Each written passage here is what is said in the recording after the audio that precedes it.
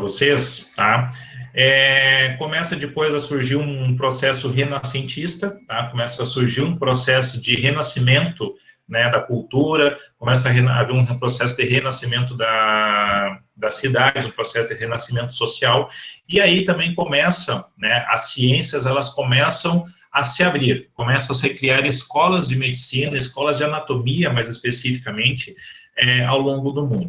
As escolas de anatomia mais desenvolvidas nesse meio, nesse momento, são as escolas de anatomia austríacas, tá? Então, as escolas nórdicas, elas são as escolas mais procuradas no mundo inteiro para estudos, tá? E é onde os médicos mais renomados eles vão ser formados. Inclusive, se a gente pegar na nossa história, por exemplo, o Freud, ele era austríaco, né? Então, o Freud, ele é um cara também formado nesse formato, né, nórdico de medicina, nesse formato nórdico das ciências. E aí começam a surgir ao longo da Europa, né, algumas escolas de medicina também, a escola francesa também é uma escola muito importante nesse contexto, certo? A escola em francesa, inclusive, ela vai ser o berço da nossa fisioterapia atual, né, a escola francesa, ela vai fornecer para nós o que a gente vai chamar depois de kinesioterapeutas, né, kinesiotherapists. Esses kinesioterapeutas, na verdade, são fisioterapeutas, são profissionais que trabalham com o movimento, e o movimento, né, visando a cura, né, ou o processo de tratamento das doenças, das mais diversas doenças. Então, a escola francesa, para nós, é uma escola muito importante. Vai surgir também a ideia, filho do André Vesali, tá? O Vesali, ele é um médico, e ele também começa, mas é um médico tradicional, formado nas escolas antigas, né? Ele começa o processo também de compilação dos conhecimentos, e ele começa um processo também de dissecação e de formulação de novas pranchas anatômicas. Essa aqui é uma imagem dele, ó, fazendo uma dissecação num cadáver. Inclusive aqui a gente tem alguns músculos do antebraço, tá? Aqui a gente tem o pronador redondo, ó, o músculozinho do ladinho aqui, ó. Então, ele começa a fazer esses compilados, e os trabalhos dele vão servir de base para a formulação e para a estruturação das escolas de anatomia seguintes, tá? Outra coisa que vai acontecer também, por exemplo, nós temos um processo de colonização, tá? Então, as colônias, elas começam a ser formadas, a gente tem o processo da formação das 13 colônias na América do Norte, né?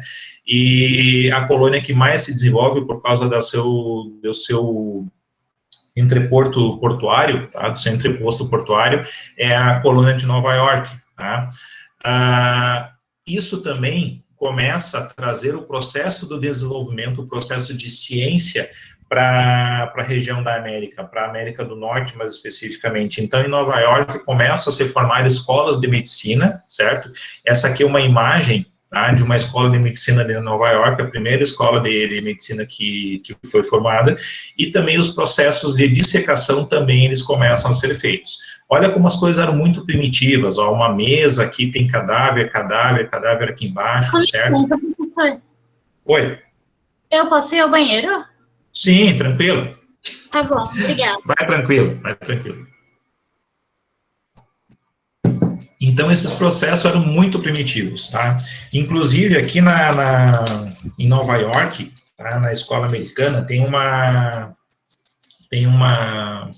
digamos assim, uma curiosidade, tá? Que é a questão do tráfico de corpos, certo? Existe um filme chamado Gangues de Nova York, esse filme é um filme antiguinho já, mas ele retrata uma coisa que era verdadeira, a formação de determinados grupos, né, que viviam do crime. E um dos crimes que eram muito praticados nessa época era o crime do tráfico de corpos. Pegavam corpos, tá?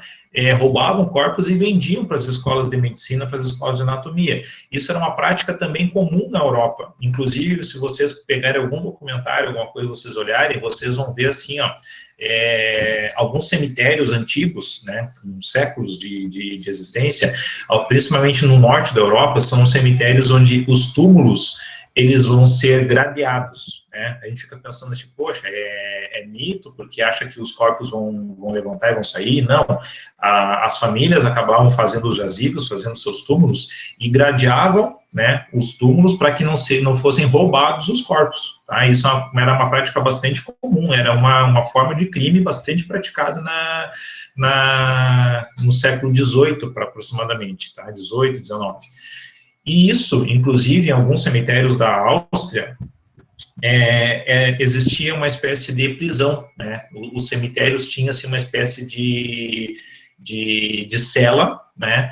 Onde o primeiro corpo era sepultado naquela cela ali durante 14 dias, 2 semanas aproximadamente, e depois era retirado daquela cela o corpo e daí levado para o jazigo da família, para o túmulo da família. Por quê? Porque naquela cela ali era uma forma de manter o corpo aprisionado naquele lugar, né?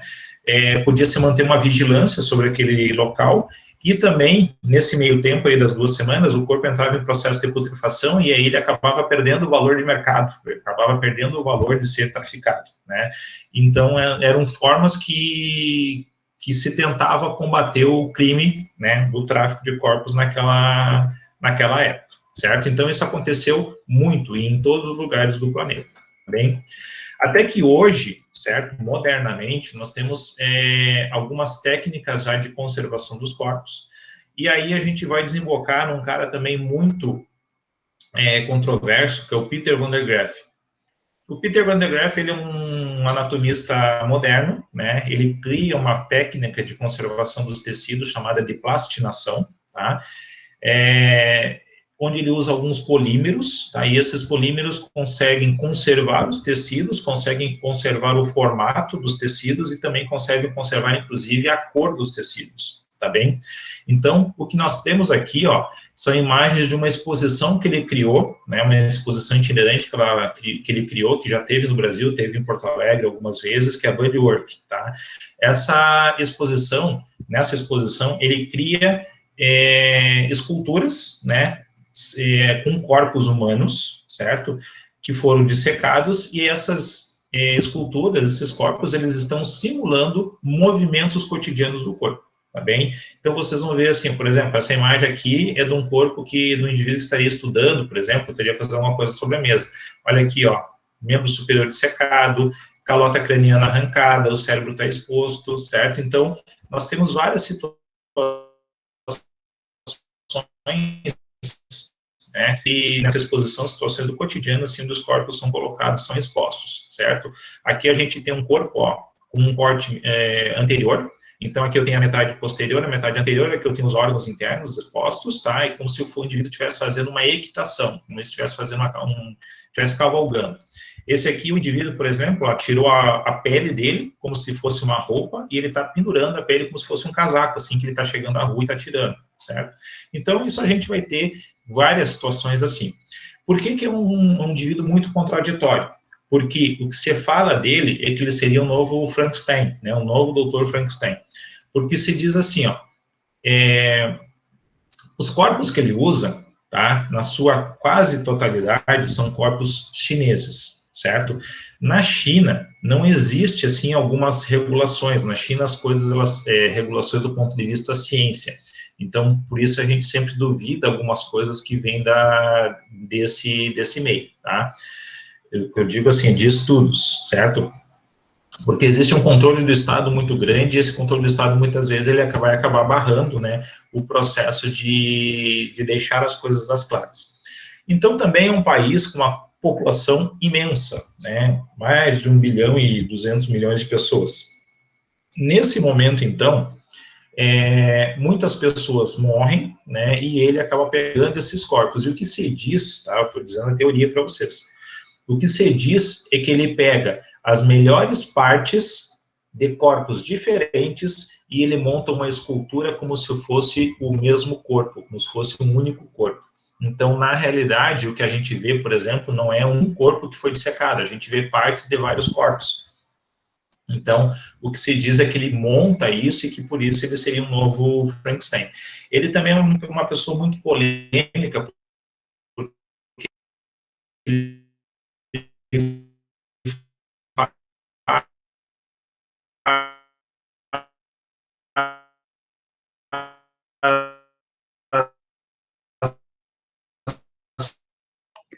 está travando um pouquinho. Alguns talk shows. Está travando? Tá. Sim, travou. E agora?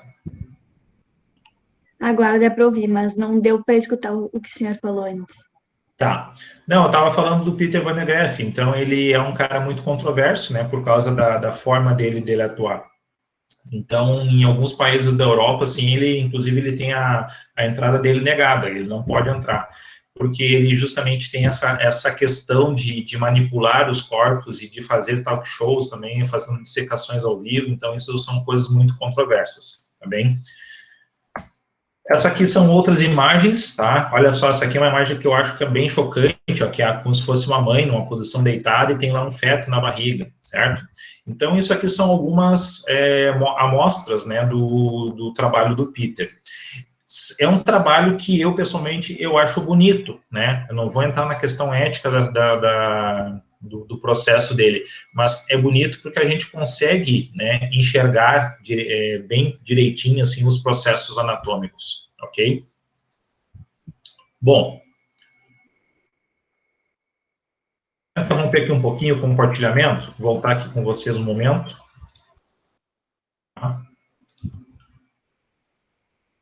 Deixa eu ver aqui, travou,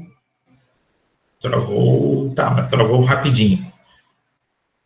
Travou na explicação dele ser polêmico, tá? Só repetindo, então, assim, ó, polêmico no sentido de, o que se diz é que ele pega vários corpos, tá, de pessoas diferentes, pedaços de corpos de pessoas diferentes, e ele monta um corpo só, tá? Então, por isso que se diz que ele seria um novo Frankenstein, porque ele não pega um corpo, disseca e faz uma escultura daquele corpo. Então, ele acaba, né, fazendo junções de várias partes. Então, isso, de forma ética, assim, muitas pessoas se chocam com isso, e acaba que isso torna ele uma pessoa polêmica, tá? Bom, alguma dúvida até aqui? Tranquilo? Alguma pergunta que alguém queira fazer? Tá? Isso, assim, ó, só um breve apanhado sobre a história da anatomia. Tem muito mais histórias, né, se vocês quiserem ouvir também, mas também não é o momento da gente ficar contando. Mas tem muito mais coisas, tá? Tem a história da anatomia, eu acho muito bonita, tá? Agora, nesse próximo momento agora, nós vamos entrar dentro das nomenclaturas anatômicas, como que as nomenclaturas anatômicas foram feitas e como a gente vai utilizar essas nomenclaturas anatômicas, tá bem? Volto a dizer também, qualquer coisa aí, travou, tá? Ó, prende o grito, tá bem? E daí eu volto a explicação, certo? Vamos lá.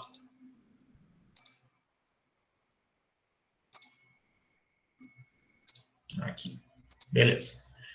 Bom, apresentação do slide atual. Bom, como eu estava dizendo para vocês antes, certo? As nomenclaturas anatômicas, elas têm um valor muito grande para nós dentro das ciências, tá? Porque as nomenclaturas anatômicas, elas não vão buscar somente fazer uma referência a um determinado lugar, uma determinada estrutura, um determinado objeto. Quando a gente bota o nome numa caneta, tá? A gente está fazendo uma referência neurolinguística, porque eu olho para aquele objeto e eu sei que o nome dele é caneta, dela é caneta, porque eu inventei que o nome é caneta. Eu podia chamar de cadeira, podia chamar de mesa, de copo, de qualquer coisa, certo? Mas alguém, em algum momento, achou que poderia chamar caneta, tá? Quando a gente estuda anatomia, a anatomia ela vai ter vários nomes, tá? E esses nomes, eles não são nomes colocados de forma aleatória. Eles são nomes que eles buscam trazer para nós conceitos, tá? Buscam trazer para nós referências. Então, por isso que muitas vezes a gente vai precisar, em algum momento, decorar algum nome, mas em algum outro momento a gente vai precisar fazer uma referência lógica com esse nome, tá bem? E esses nomes sempre vão trazer informações para nós. Como eu falei para vocês, as ciências, elas estavam se desenvolvendo em locais distintos do planeta, tá? Tínhamos escolas de anatomia na França, escola de anatomia na Áustria, escola de anatomia na China, no Japão, tínhamos escolas de anatomia se desenvolvendo nos Estados Unidos, tínhamos escolas de anatomia espalhadas pelo planeta inteiro, tá? Só que aí o que acontecia? O que cada indivíduo, que cada escola ia achando de nome, essas escolas, elas iam dando nomes próprios para essas estruturas. Então, ainda hoje, em alguns momentos, a gente vai ver que as nomenclaturas, elas vão levar o nome das pessoas que descobriram. Por exemplo, as trompas uterinas eram chamadas trompas de Falópio, né? O aqueduto cerebral, que é um aqueduto que liga lá os ventrículos laterais do cérebro com o terceiro ventrículo, o aqueduto cerebral era chamado aqueduto de Sylvius. Então, nós vamos encontrar vários nomes ainda hoje, né, trazendo essa referência de quem descobriu, tá? O nome de quem descobriu. Só que isso acabou se tornando um pouco confuso em determinado momento, porque os nomes eram diferentes, mas estavam querendo falar da mesma coisa. Então, houve a necessidade de, em 1895, tá, na Basileia, se fazer uma reunião, tá, onde os anatomistas do mundo inteiro se reuniram e eles começaram a comparar os conhecimentos para tentar deixar as nomenclaturas unificadas, tá? Esse encontro, para vocês terem uma ideia, ele durou 6 meses, tá? E isso deu o surgimento de uma literatura chamada de Base Nomina Anatômica, tá? Base porque foi feita na Basileia.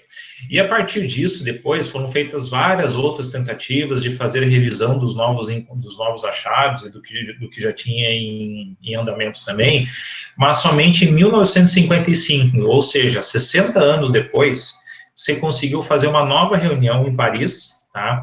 Para também fazer uma nova revisão dos nomes da anatomia. Aí a gente tem o surgimento da Paris Nomina Anatômica. Então, Nomina Anatômica significa que são as nomenclaturas da anatomia, e aqui a gente tem a cidade onde isso aconteceu, tá bem? Aí, em 1980, foi criado um Comitê Federativo de Nomenclaturas Anatômicas, tá? Esse comitê, então, ele fica ligado a uma instituição mundial, que é a ONU, e aí, então, cada evento novo, cada nome novo, cada estrutura nova que vai sendo encontrado, que vai sendo identificado, primeiramente tem que ser comunicado a esse comitê. Esse comitê, ele verifica se isso já não existia, tá?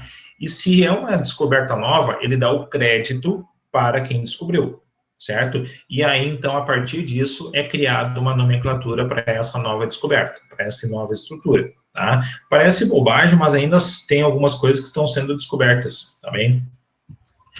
E aí, a última revisão que nós temos dessas nomenclaturas, dessas nóminas, ela foi feita em 1999, e ela foi traduzida para o português em 2000, e é o que nós temos em voga, é o que nós temos em vigor até hoje, tá? Nessa revisão aqui, ó, de 99, ela mudou vários nomes, várias nomenclaturas, tá? Para vocês terem uma ideia, por exemplo, a fíbula, que é o osso que passa lateralmente a nossa perna, a fíbula era chamada de perônio, e depois ela passou a ser chamada fíbula depois dessa revisão. Na frente do nosso joelho, tá, nós temos um ossinho ali que é a patela. Antigamente, antes dessa revisão aqui, ela era chamada de rótula. Na região posterior do nosso tórax aqui tem a escápula, e a escápula, antes de ser chamada de escápula nessa revisão, era chamada de omoplata. Então, existiam, assim, ó, vários nomes, né, que foram revistos, que foram mudados nessa nómina aqui. Por isso que eu sempre digo para vocês, disse no início e agora, se forem usar livros mais antigos, não tem problema, tá? A gente só vai ter que tomar alguns cuidados com algumas nomenclaturas de edições que foram feitas antes de 99, tá? Porque as edições de antes de 99, elas vão ter nomenclaturas que não estão sendo mais utilizadas, certo? Mas a gente pode usar os textos, isso aí a gente vai organizando esses nomes. Então, assim, ó, uma nomenclatura anatômica procura designar uma estrutura usando termos que não se refiram apenas a sinais para a memória, mas que tragam também informações sobre a referida estrutura. Isso é a coisa mais importante de um nome anatômico, tá? Trazer informações sobre aquela estrutura. Então, por exemplo, assim, ó, a gente pode trazer informações sobre a forma daquela estrutura, o músculo trapézio, né? Ele não tem esse nome por acaso, porque ele parece mesmo um trapézio. Podemos trazer informações de posição ou de situação, né? Por exemplo, nervo mediano, que mais? Vasto intermédio, que é um músculo que tem lá na coxa. Então, tudo isso, né, são informações que estão sendo trazidas. O trajeto que aquela estrutura está passando, artéria circunflexa da escápula. O que que significa? Que essa artéria, ela está passando na escápula, mas ela está fazendo uma circunflexão. O que que significa isso? Ela está fazendo uma volta sobre a escápula e está se dobrando sobre a escápula, certo? Então, é uma informação também trazida.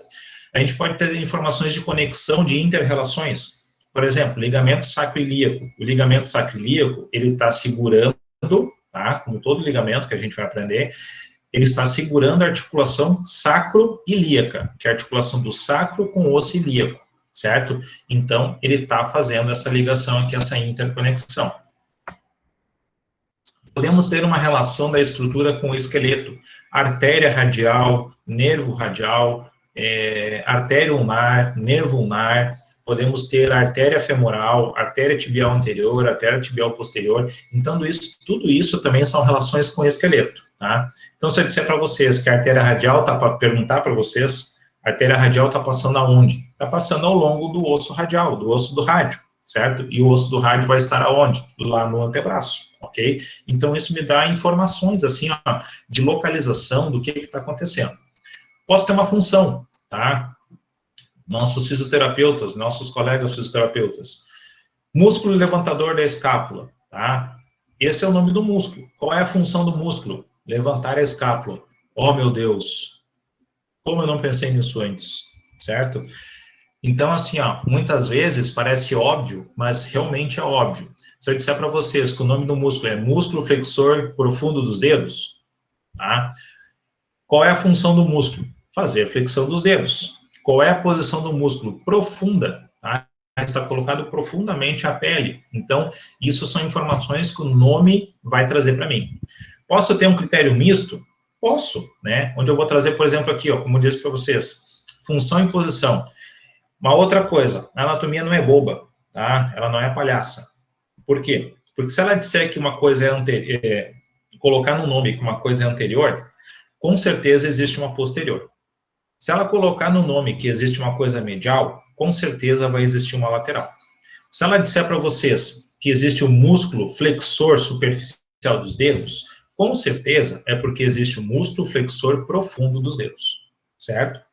Então, tomem cuidado com isso, certo? Se aparecer alguma coisa assim no nome para vocês, né, já fiquem de olho aberto, porque se tem o superficial, tem o profundo. Ok? Assim como se tem o flexor, vai ter o extensor também dos dedos, ok? Então, isso são coisas que a gente precisa cuidar. Então, isso são informações que o nome, que a nomenclatura, ela pode trazer para nós, tá bem? E aqui também, as nomenclaturas, elas vão trazer abreviações. É o que vocês vão encontrar nos atlas. Nos atlas, tá? Vocês vão ver posteriormente, ou vão ver depois nas figuras que a gente vai projetar aqui, essas imagens, elas sempre vão trazer assim, ó, uma seta, tá? E nessa seta vai vir depois o nome daquela estrutura. Mas aí, para não ficar escrevendo assim, ó, músculo tal, músculo tal, músculo tal, músculo tal, músculo tal, você criou, então, tá, algumas abreviaturas, tá? Que são, assim, ó, padrão, certo? São convencionadas. Então, por exemplo, o A maiúsculo designa artéria. O A maiúsculo e o A minúsculo designa artérias. O LIG, LIG, designa ligamento. E o LIG com 2 Gs, LIGG, designa ligamentos. O R maiúsculo designa ramo. E R maiúsculo e R minúsculo designa ramos. M maiúsculo, músculo. M maiúsculo e M minúsculo, músculos. Tá? N, nervo, N maiúsculo e N minúsculo, nervos, tá? V maiúsculo, veia, e V maiúsculo e V minúsculo, veias, certo? Então, isso aqui, ó, são generalidades que vocês vão encontrar nos livros de anatomia, nos textos de anatomia e nos atlas de anatomia, tá bem? Então, se vocês, por exemplo, pegarem assim, ó, vão ver uma imagem lá do nervo radial, vai estar aparecendo para vocês assim, ó, N, tá, ponto radial, N maiúsculo, ponto radial. Então, vocês já sabem que isso quer dizer que é um nervo radial, tá? Se tiver uma imagem lá dos nervos que estão descendo para o membro superior, tá, do plexo braquial, vocês vão ver que vai estar assim, ó, N maiúsculo e N minúsculo. nervos braquiais, ok? Então, isso aqui são as abreviaturas que vocês vão encontrar em qualquer texto de anatomia, ok? Interromper um pouquinho o compartilhamento aqui, deixa eu voltar aqui com vocês. Tranquilo por enquanto? É uma aula, assim, ó, de muitos conceitos, tá? Não se assustem, por enquanto. Ok? Alguma dúvida por enquanto? Ficou tranquilo isso? Tá bem? Beleza.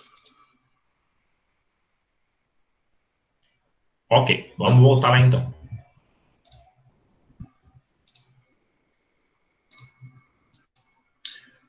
Bom, agora a gente começa a trabalhar um pouquinho mais, tá? Um pouquinho mais específico. Por exemplo, o corpo humano ele é dividido, tá? Não é como a Xuxa dizia lá, que era cabeça, ombro, joelho e pé, tá? Não é assim, tá? É a cabeça, é o pescoço, é o tronco, é o membro superior e é o membro inferior, certo? Eu sei que a Xuxa lá, quando a gente era pequeno, não sei se na época de vocês, mas quando eu era pequeno, ela tentou ensinar isso pra gente, e a gente ficou pensando que era somente assim o corpo humano, mas não, tá? Então, não é cabeça, ombro, joelho e pé, mas é cabeça, pescoço, tronco, membro superior e membro inferior, tá? Agora, o que constitui cada um desses elementos, tá bem? Nós vamos ter na cabeça o que nós vamos chamar de fronte, região occipital, a região da têmpora, a região da orelha e a região da face, tá? Eu já explico daqui um pouco lá na frente o porquê de todos esses nomes aqui, tá bem? O pescoço. É o pescoço propriamente dito, né? Não é somente a coluna cervical, mas nós temos várias estruturas colocadas ao redor desse pescoço também. Além da coluna cervical, a gente vai ter esôfago, a gente vai ter faringe, nós vamos ter, o que mais? Artérias, vasos, nós vamos ter uma quantidade grande de coisas nesse pescoço, tá? No tronco, nós vamos ter as estruturas do tórax, a estrutura do abdômen, a estrutura da pelve e a estrutura do dorso, tá bem? Uma coisa que nós já vamos deixar acordado aqui, ó, é o seguinte: tórax é a região do tórax, ok? E abdômen é a região da barriga. Nessas duas regiões aqui, tórax e abdômen, entre elas, nós temos uma divisão. Nós temos uma estrutura anatômica que faz a divisão delas, ok? Quem é que faz a divisão do tórax e do abdômen? É o músculo diafragma, certo? Então, entre cavidade torácica e cavidade abdominal, nós temos uma estrutura anatômica larga que faz realmente uma divisão entre as duas cavidades, certo?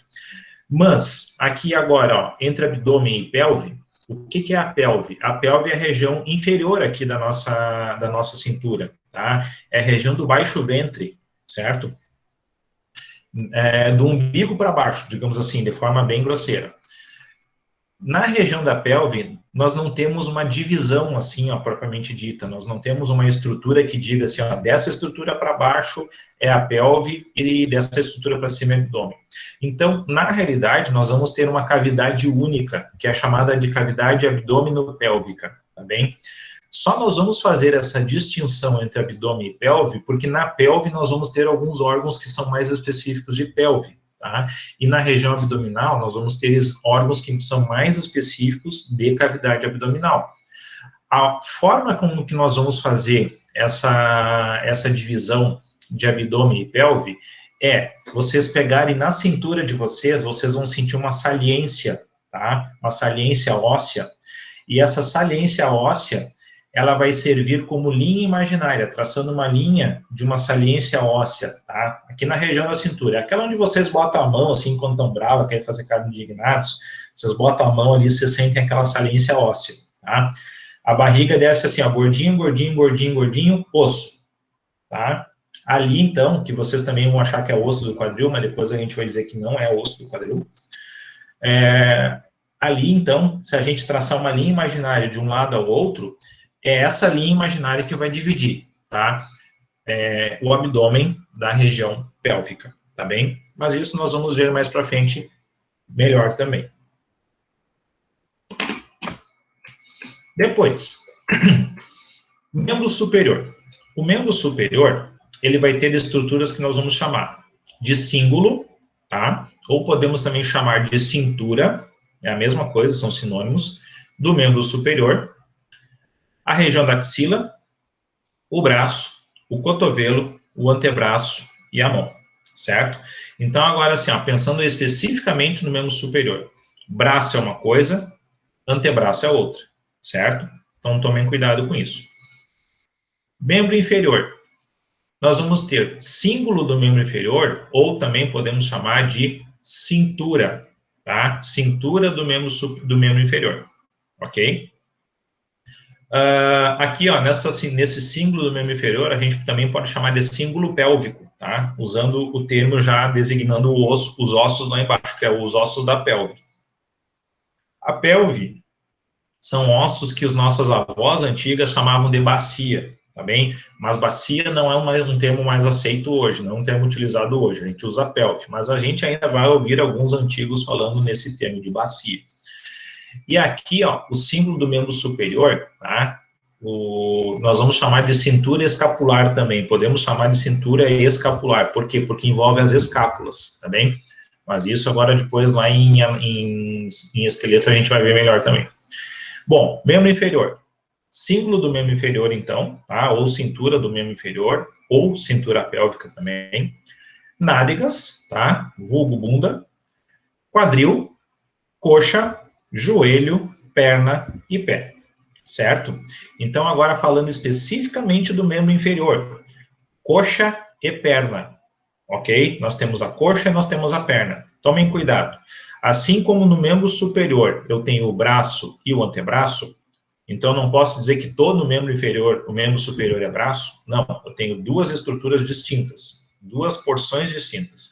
No membro inferior também, tá? Eu tenho coxa e eu tenho perna. Eu tenho duas estruturas distintas, tá bem?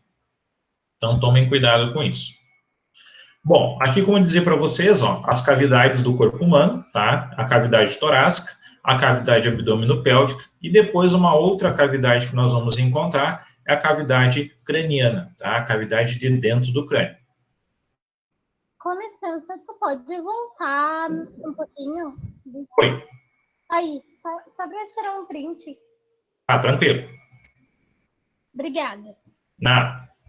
Essa aula aqui tá lá, né? Vocês já viram? É? Sim. Isso. Não, todos esses arquivos que a gente vai trabalhando, tá? Os arquivos de aula, eles estão colocados lá no Moodle, tá? Acessa lá e pode acessar e baixar aí lá. Tá bom, obrigada. Tá? Só para não passar trabalho. E não ficar ocupando memória do celular também. Mas tranquilo, vai adiante, ó. Qualquer coisa para ir de novo aí. Ok. Bom, quando a gente imagina o corpo humano, tá? A gente precisa imaginar e olhar o corpo humano desta forma, tá bem? Esta aqui é uma forma clássica do corpo humano, tá? Uma visão clássica dele, mas ela serve também para nos mostrar algumas coisas. Por exemplo, daqui um pouquinho agora, na sequência, a gente vai falar sobre planos, tá? Sobre eixos e planos. Quando a gente fala sobre eixos e planos, a gente vai ter assim, ó, o plano anterior, o plano posterior, o plano superior, o plano inferior, o plano medial, o plano lateral, ok?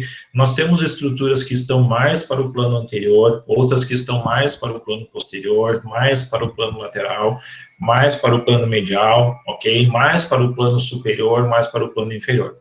Então, por isso, um cuidado que eu sempre digo para vocês, anatomia, tá? A gente precisa muito cuidar o posicionamento anatômico. Essa aqui, ó, é a posição anatômica clássica, ok?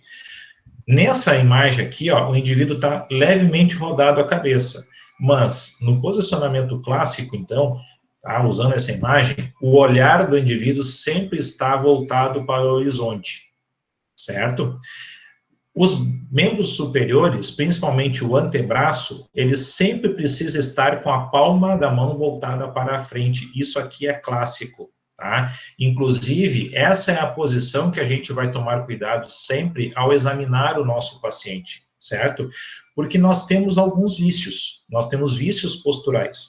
Nesses vícios posturais, nós acabamos deixando o membro superior, o antebraço, pronado. O que significa pronado? com a palma da mão voltada para trás, certo? Nós caminhamos, tudo que a gente faz é nesse sentido, com os ombros rotados internamente e com as palmas das mãos para trás. Então, nós temos um antebraço pronado e nós acabamos ficando também com o ombro rodado internamente, tá?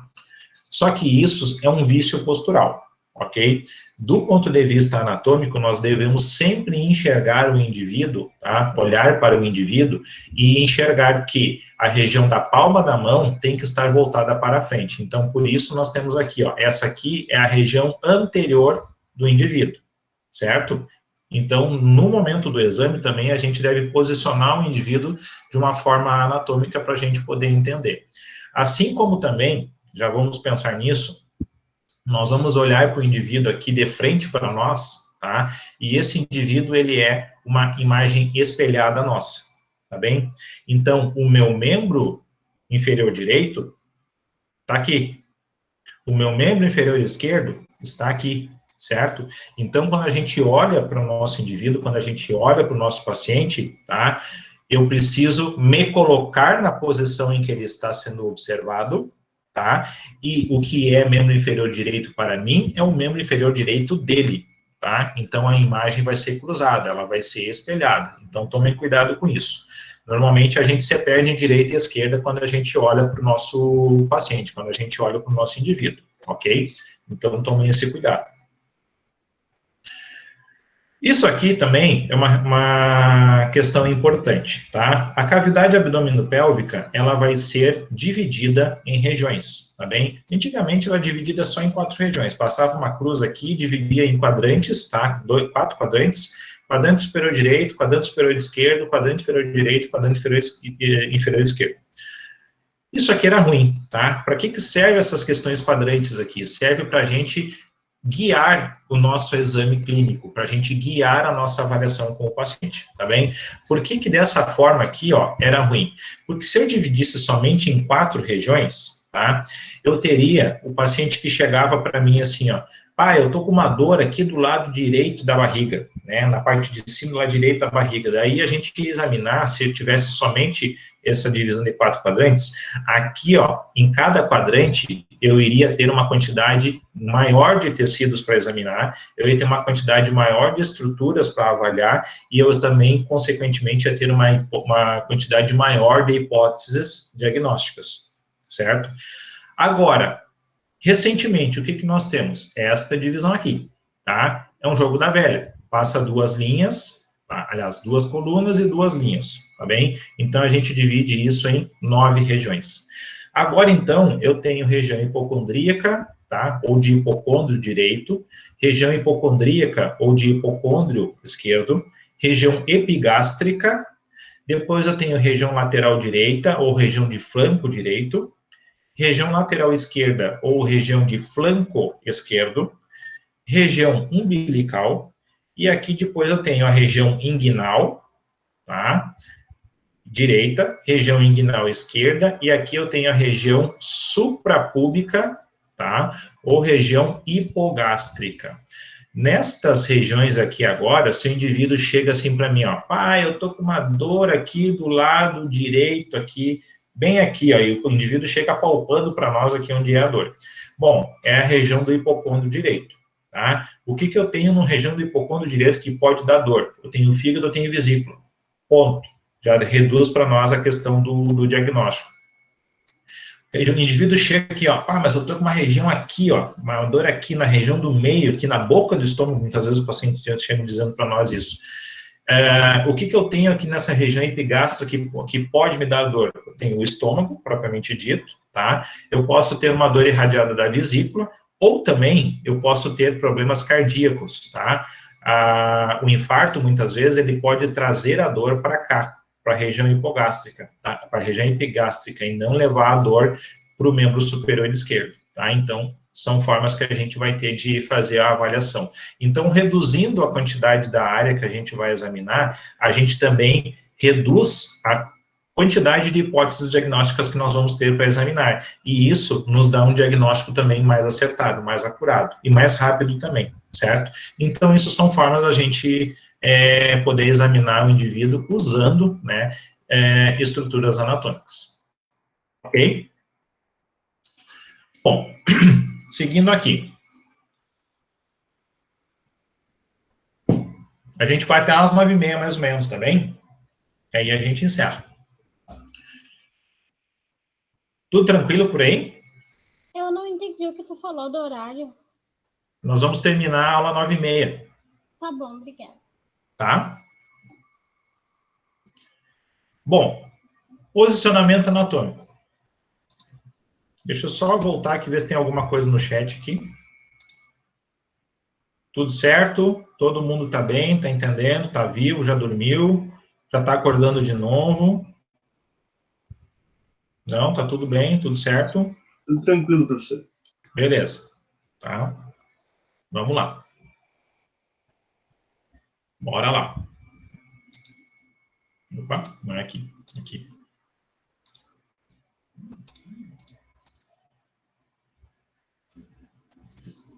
Deixa eu só ver aqui se tem uma mensagem do WhatsApp que senão eu vou responder vocês.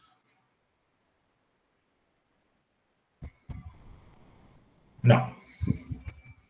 Peraí.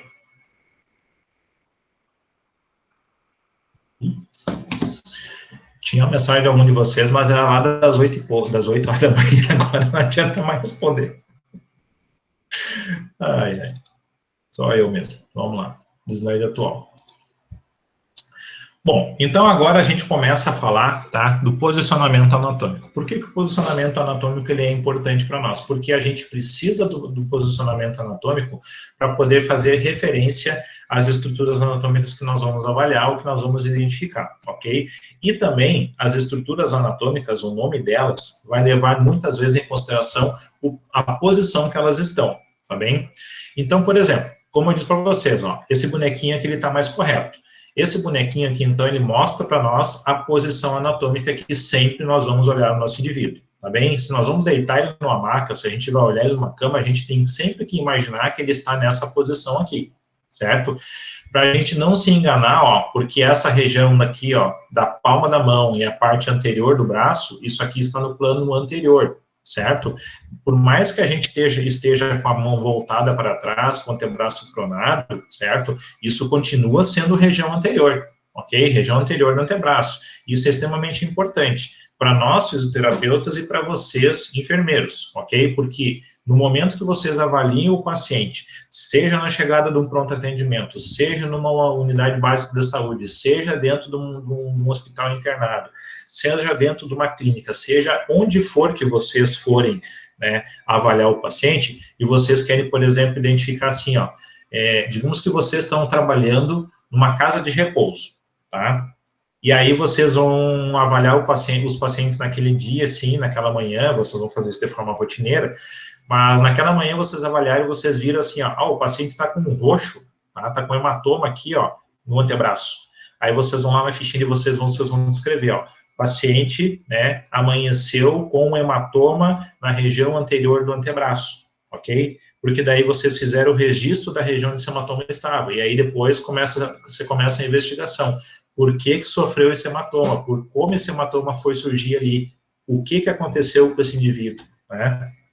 Então, chega para vocês vão receber um paciente no pronto atendimento. O paciente chega com escoriações ou chega com lesões, né, na região anterior do tórax, tá? Ou chega com lesões na região anterior da coxa ou lateral da coxa, mas isso tudo são referências que a gente vai ter olhando o indivíduo a partir da sua posição anatômica, ok? Então, essa posição anatômica aqui é uma imagem espelhada. Nós sempre vamos olhar o indivíduo dessa forma, ok?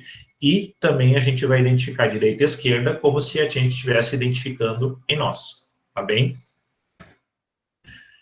Depois, nós vamos ter algumas nomenclaturas para designar as posições, tá bem? O que significa uma posição chamada de supina ou dorsal? É aquela posição em que o indivíduo, ele está deitado, tá? Na superfície de apoio dele, pode ser a cama, pode ser uma maca, pode ser uma mesa de exames, e ele está com toda a parte posterior do corpo apoiada na mesa de exames e a parte anterior do corpo está apontada para cima. Então, isso é uma posição chamada de posição supina ou posição dorsal, tá? Por que dorsal? Porque o dorso está apoiado, ok?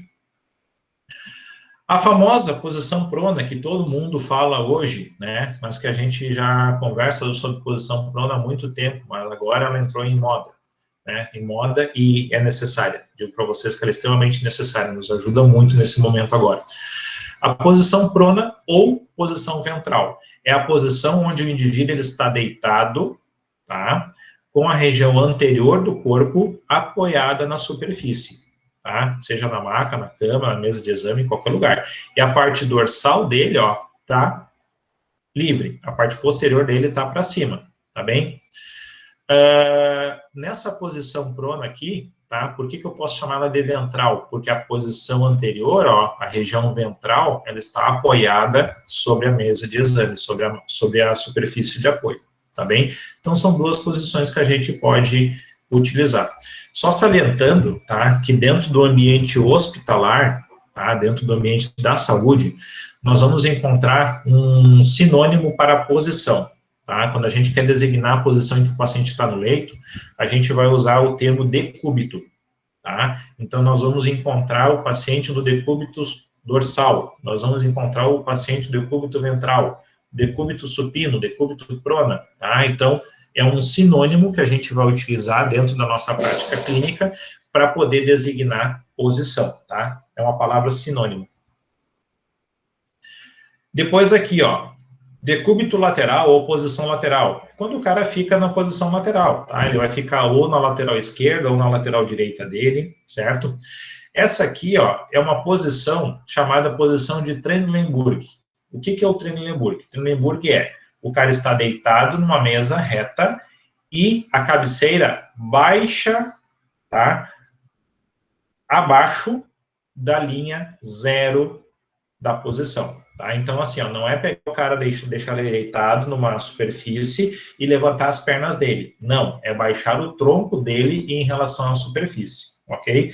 Essa aqui era uma posição muito utilizada antigamente, principalmente para tratar as patologias pulmonares, tá? Para fazer com que com que as secreções pulmonares escorressem, ó, pelas vias aéreas e viessem parar aqui aqui na garganta para facilitar a expectoração depois. Então, isso era uma posição utilizada antigamente. Hoje é muito, muito pouco utilizada, tá? Em raros casos, assim, ainda se vê esse tipo de posição, certo? Mas essa é a posição do Trendelenburg, não é a posição de elevação de pernas, ok? Uma outra posição que sim, que até eu acho que eu não botei aqui a imagem, que sim, nós usamos muito dentro da nossa prática clínica, é o que a gente vai chamar de posição de Fowler. O Fowler é uma posição onde a gente está deitado e a cabeceira, ela fica elevada entre 30 a 45 graus, tá? Isso é uma posição de cabeceira, assim, ó, que é extremamente utilizada dentro da prática clínica, principalmente a nível hospitalar, tá? Por exemplo, a gente pode usar a cabeceira elevada, o Fowler, para bebês, para os bebês, para as crianças não aspirarem o conteúdo da cavidade oral, tá? Podemos utilizar para os indivíduos adultos também não fazerem processo aspirativo, tá bem? A gente pode fazer também esse tipo de manobra do Fowler para pacientes que estão hipertensos também, para elevar a cabeceira, pacientes que estão com processos respiratórios em andamento, edema agudo de pulmão, insuficiência respiratória, tudo isso, a cabeceira elevada, tá? E dentro da terapia intensiva também, a cabeceira elevada, ela ajuda a prevenir muitas coisas e é uma forma de tratamento muitas vezes, ok? Então, cabeceira elevada entre 30 e 45 graus de elevação é chamada posição de Fowler, tá? Fowler se escreve com F-O-L-L-W-E-R, Fowler, tá?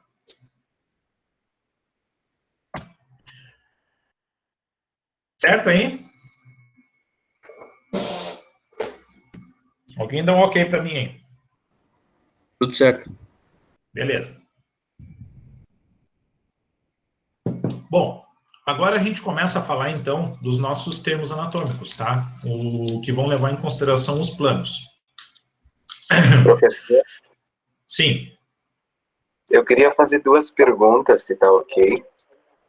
Pode sim. A Só primeira abrir a tela. Pode dizer. nas posições anatômicas, faz diferença a posição dos braços, como na postura anatômica? Por exemplo, no paciente que repousa no leito, ou é indiferente? Como com as mãos voltadas para frente, por exemplo. Tu quer dizer do ponto de vista tratamento ou do ponto de vista avaliação? Acredito que tratamento, porque é associado ao repouso do paciente no leito, né? A minha dúvida é se faz diferença na posição ou só com ele estando com toda a parte posterior do corpo, na maca, por exemplo, no leito, já é suficiente. Se tu tá com a posição do braço, tu quer dizer interferir na nomenclatura. A posição do braço não interfere na nomenclatura. O que interfere é o dorso. Se o dorso está apoiado sobre a cama, é a posição dorsal, ou se o ventre está apoiado sobre a cama, é a posição ventral, tá? O posicionamento do braço, se ele está com a palma da mão para cima ou com a palma da mão para baixo, isso não modifica o nome da posição. Certo? O posicionamento de braço, ele vai interferir para nós, é a questão da região. Eu preciso saber que se a palma da minha mão estiver para cima, é a região anterior do meu antebraço. Porque se eu deixar a palma da mão para baixo, e eu não prestar atenção na posição anatômica, eu vou chegar e vou dizer assim, ó, aqui é a região anterior do antebraço. Isso não é verdade. Bem? Então, a região onde eu tenho o dorso da mão é a região posterior do antebraço, e a região onde eu tenho a palma da mão é a região anterior do antebraço. Agora, o posicionamento dos braços, se estão em pronação ou supinação do antebraço, tá? Isso não interfere no nome da postura, tá? No nome da posição. O que vai interferir no nome da posição é como o tronco está. Se ele está em dorsal ou se ele está em ventral, ou se o tronco está em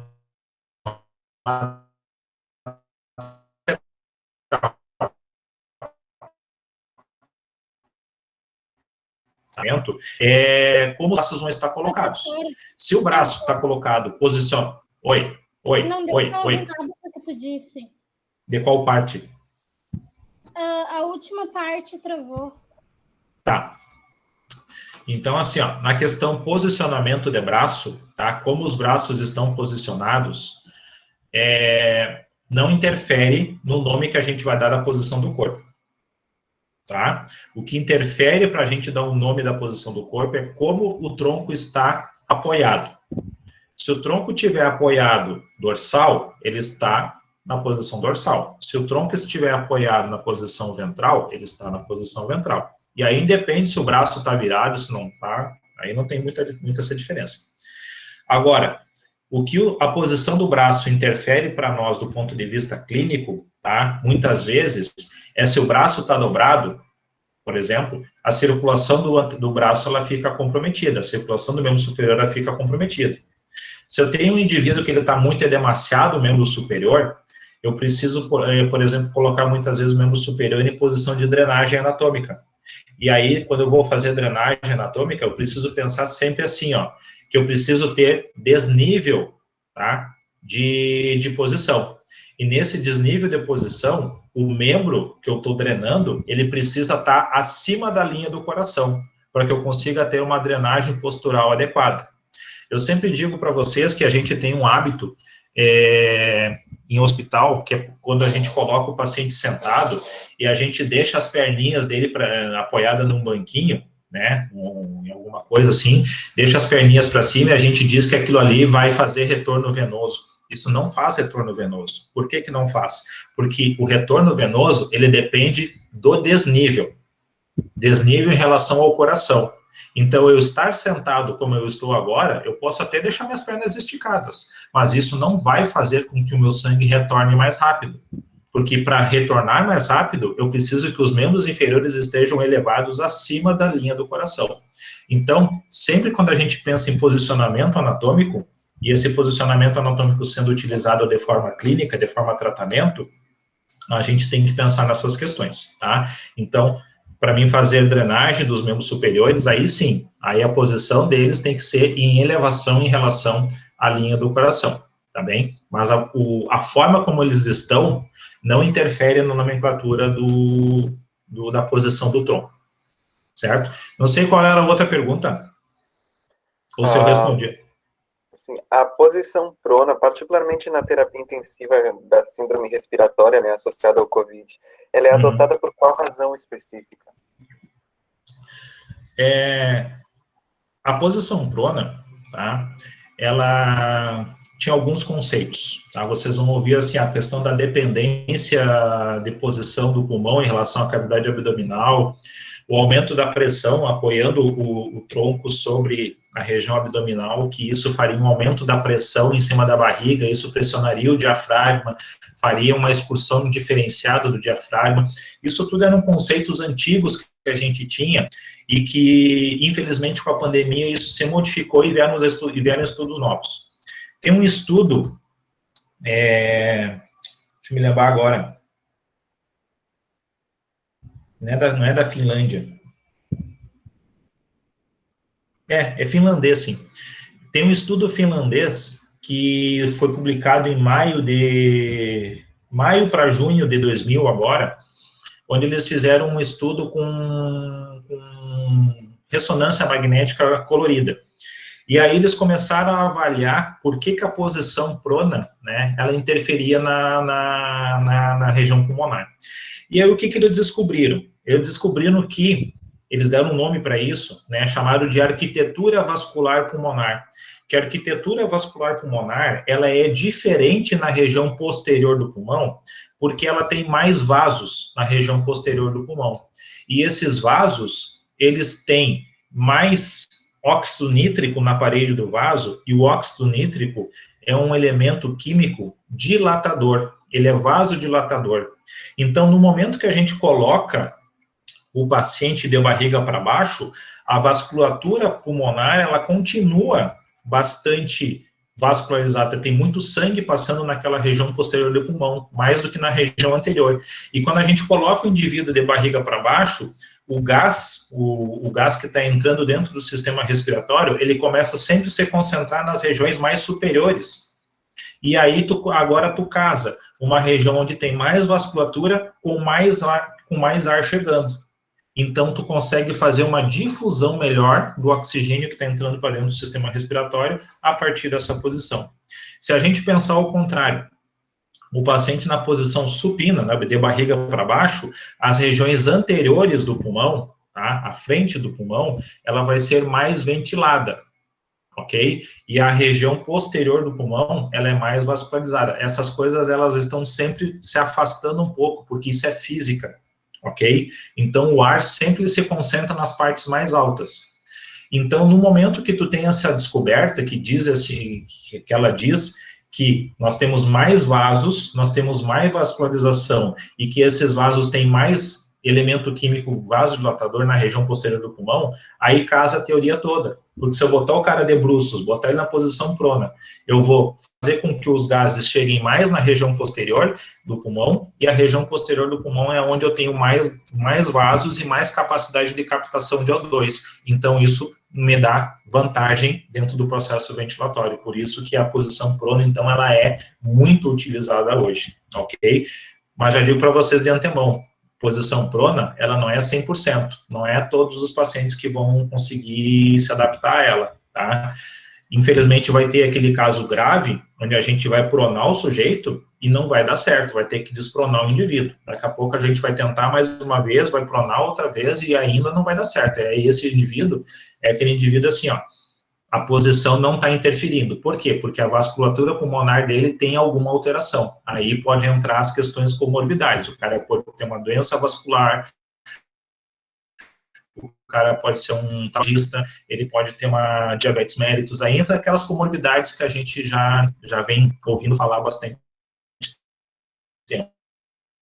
Tá? Então, a posição prona, ela beneficia o paciente por causa disso, porque a gente faz o casamento entre vasculatura maior e quantidade de ar maior na região posterior, ok? Isso aqui é dar o real benefício da posição prona. Até eu tenho esse estudo.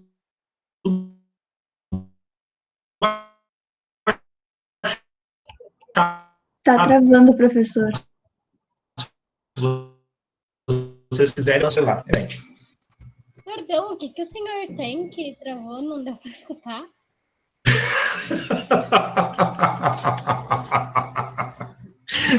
Eu não sei se é o que eu tenho, se é o que a internet tem. A minha internet Não, eu já... Tu falou, eu tenho tal coisa, e quando tu falou isso... Eu acho que o senhor ia dizer que tinha o estudo. Ah, eu tenho o estudo. Tá, foi aí que travou?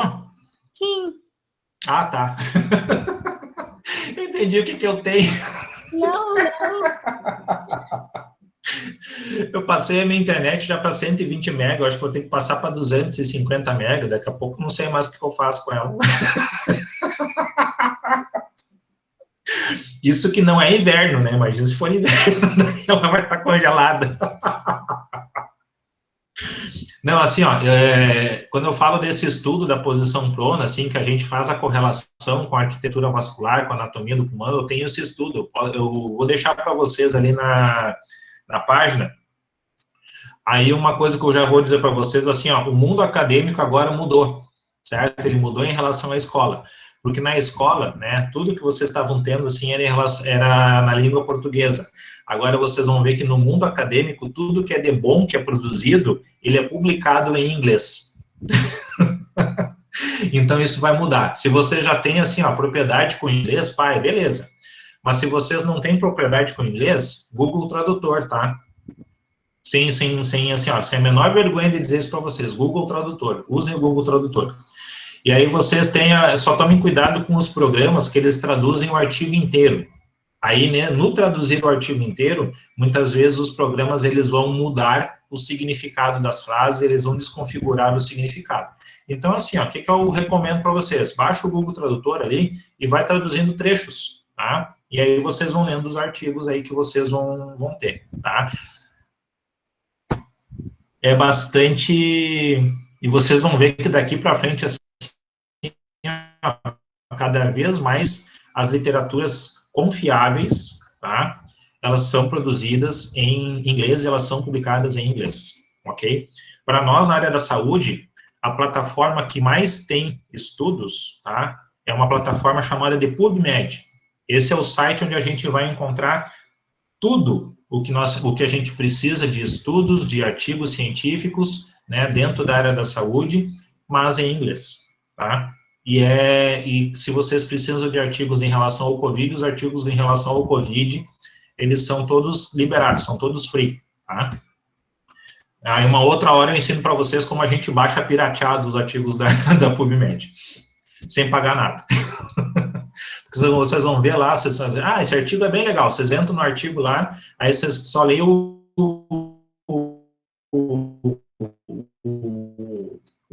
resuminho do artigo, porque vocês não conseguem baixar o artigo inteiro e aí tem que pagar. Oi? Não, agora destravou. Vocês tiveram aula pelo Teams já? Sim. Foi bem? Tiveram travou assim para vocês? Não? Foi tranquilo? Foi bem tranquilo, eu acho. Tá. Professor. Travou de novo aqui. É que eu tenho uma dúvida.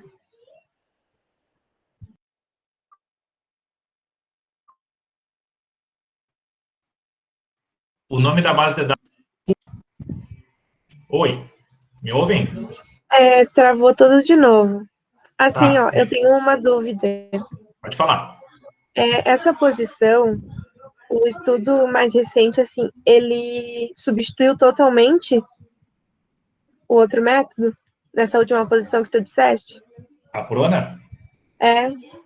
Não, o que eu digo assim, é que esse estudo, ele explica, né, de uma forma melhor e mais fisiológica de quais são os benefícios que a posição prona ela traz para nós. As hipóteses, porque assim, em saúde, tá, a gente vive de hipóteses e a gente vive de comprovar essas hipóteses. Ontem eu ouvi um cara, ele dizia assim, a hipótese é tal. Se a gente não consegue comprovar a hipótese, não se executa a hipótese, certo? Então, a gente começa a trabalhar com evidências. O que significa a evidência clínica? A evidência clínica é quando a gente tem uma série de estudos bons, com uma quantidade boa de participantes, e que realmente, né, vai comprovar o que você está testando. Então, um exemplo disso, por exemplo, é a cloroquina. cloroquina, né, surge num primeiro momento porque as pessoas acham que dá certo, porque as pessoas acham que ajuda a tratar o Covid, que ela ajuda a prevenir o Covid, inclusive. O que você sabe hoje com os estudos? Não serve para nada, tá? Então, se não serve para nada, não tem por que tomar, porque se a gente tomar um negócio que não serve para nada, o risco de dar pau no fígado, de dar pau no rim, de dar pau no coração, em outros sistemas, é muito maior do que benefício. Benefício não existe. Mesma coisa em ivermectina. Lá no início, acharam, vamos tomar um remédio para vermes que vai ajudar a curar o Covid, ou que vai ajudar a tratar ou prevenir o Covid. Não previne nada, é os estudos que a gente tem hoje. Inclusive, o maior interessado em vender ivermectina é o laboratório que fabrica. E o laboratório que fabrica, ele lançou um estudo agora, mês passado, dizendo que não serve para nada, que não serve para isso, né? E que também os riscos de trazer prejuízo à saúde são maiores. Então, quando a gente fala na posição prona, tá, a gente tinha hipóteses que embasavam o uso da posição prona. Só que essas hipóteses, elas tinham muitas falhas, elas tinham muitos vieses, assim, de que não era aquilo lá. E aí, hoje, como eu disse para vocês, esse estudo, ele traz para nós agora hipóteses fisiológicas melhor comprovadas, com exames de imagem, inclusive comprovando aquilo ali que eles estão dizendo. E isso, tá, embasa para nós o uso da posição prona. Então, assim, ó, nós temos um método que é bem comprovado, que ele é cientificamente bem comprovado, tá bem? Então, agora, mais do que nunca, dentro da saúde, vocês vão ouvir falar sobre evidências, ok? Então, se a evidência ela é forte, aquele método pode ser utilizado. Se a evidência não é forte, aquele método não pode ser utilizado. Isso está acontecendo muito fortemente dentro da fisioterapia, tá? Está exigindo de nós, inclusive, uma quantidade de estudos cada vez maior, porque a gente tem muitas técnicas que elas eram antigas e que agora está servindo, se comprovando que essas técnicas antigas, no final das contas, elas não estavam servindo para nada. E aí a gente se coloca na obrigatoriedade de cada vez estudar mais e cada vez criar novas formas de tratamento, tá bem? Isso também vai surgir para a enfermagem vai melhorar as formas de cuidados que ela tem, cada vez mais cuidados mais efetivos, principalmente assim, ó, né, em combate dos processos infecciosos, em proteger as extremidades dos indivíduos para não fazer feridas quando eles estão acamados. Isso cada vez está aumentando mais. Então, os estudos, né, eles servem para isso, para provar para nós que as coisas realmente funcionam. Deixa eu parar a gravação aqui. Tá bem, muito obrigada.